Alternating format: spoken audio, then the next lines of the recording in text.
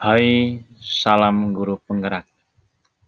Perkenalkan nama saya Henry Kusmiun, calon guru penggerak angkatan 11, sekolah asal SDK Santa Familia, Labuan Bajo, Kabupaten Manggarai Barat.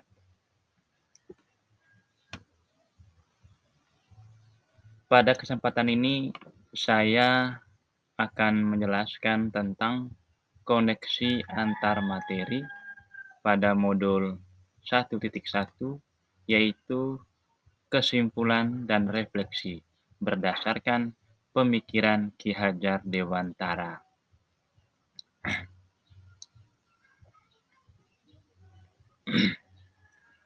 Pendidikan dan pengajaran. Menurut Ki Hajar Dewantara, pendidikan dan pengajaran adalah dua kata yang memiliki makna yang berbeda.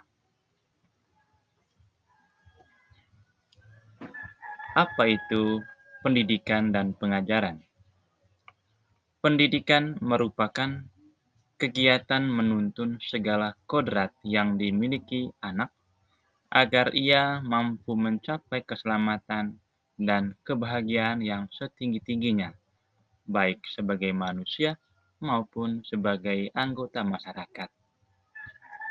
Pendidikan adalah tempat persemaian benih-benih kebudayaan dalam masyarakat dan merupakan kunci utama untuk menciptakan manusia yang beradab. Lalu, apa itu pengajaran? Pengajaran merupakan bagian dari pendidikan. Pengajaran mengarah pada pemberian atau transfer ilmu atau berfaedah untuk kecakapan hidup anak secara lahir dan batin.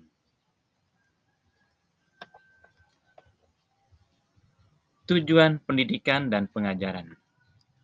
Kedua kata ini memiliki tujuan, yaitu terciptanya manusia yang merdeka, yaitu manusia yang baik lahir maupun batin, tidak bergantung pada orang lain, akan tetapi bersandar atas kekuatan sendiri.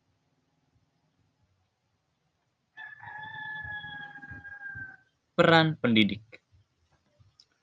Menurut Ki Hajar Dewantara, setiap anak terlahir dengan kekuatan kodratnya.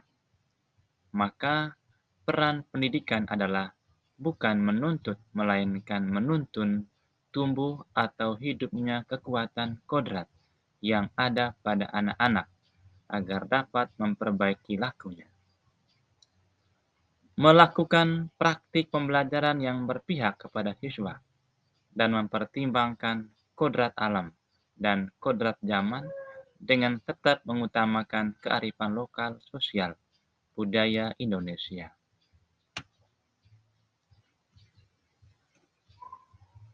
Berdasarkan rangkuman materi tentang pemikiran Ki Hajar Dewantara, maka pada bagian ini saya akan melakukan refleksi terkait dengan modul 1.1.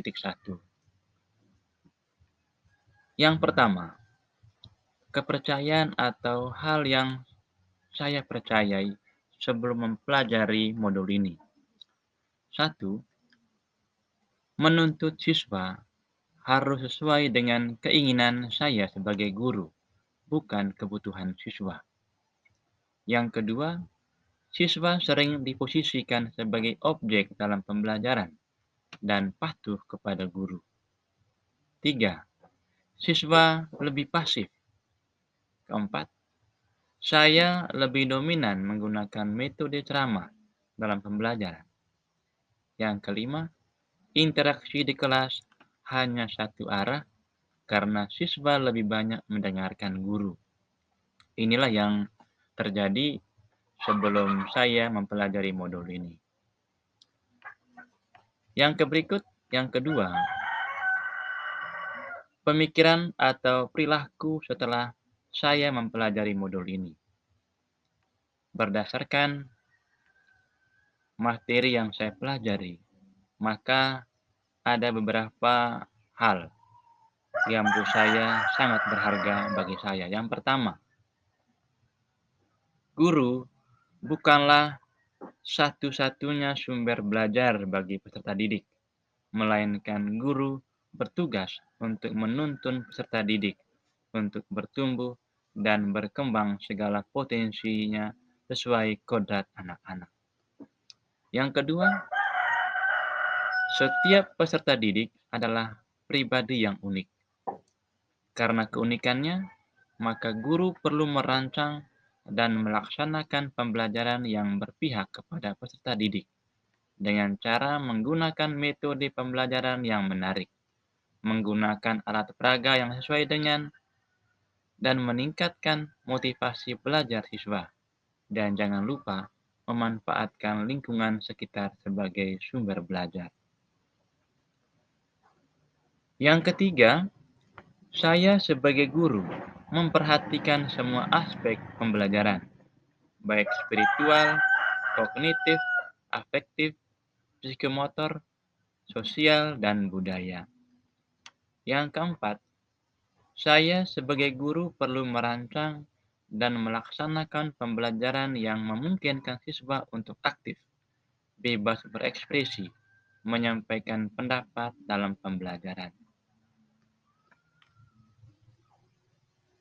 Bagian yang ketiga, yang saya terapkan di kelas yang mencerminkan pemikiran Ki Hajar Dewantara, yaitu mengubah kebiasaan-kebiasaan sebelumnya yang justru tidak sesuai dengan kebutuhan siswa dengan cara satu, memahami karakteristik siswa, gaya belajar, dan memberikan pembelajaran yang sesuai dengan minat dan bakatnya.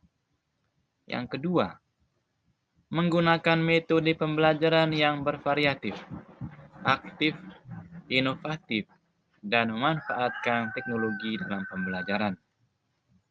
Yang ketiga, merancang dan menerapkan pembelajaran dengan mempertimbangkan kodrat siswa, baik kodrat alam maupun kodrat zaman, serta sesuai konteks budaya setempat. Yang keempat, perlu melakukan refleksi terkait pembelajaran yang telah dilakukan dan melakukan perbaikan berdasarkan hasil refleksi.